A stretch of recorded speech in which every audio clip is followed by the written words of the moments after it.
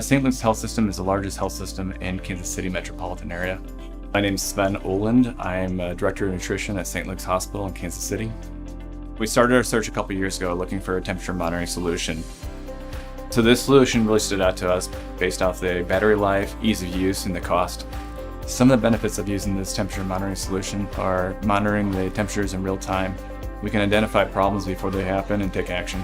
If your refrigeration temperature falls out of range in a hospital, it can really affect the food we serve to a high-risk population with a compromised immune system.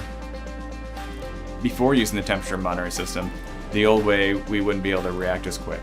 It would be 6 hours from now, 8 hours, until we can identify that the temperature was out of range, and then we would have to throw out all the food. We get daily reports through email. We're able to look back and identify any issues with the performance of their refrigeration. Our staff aren't having to record the temperatures twice a day. We're not having to store those temperature logs for 6 months. With this solution, we were able to get rid of the paper and identify problems in real time. Based on the success we've had with this product, I would definitely recommend it to another hospital.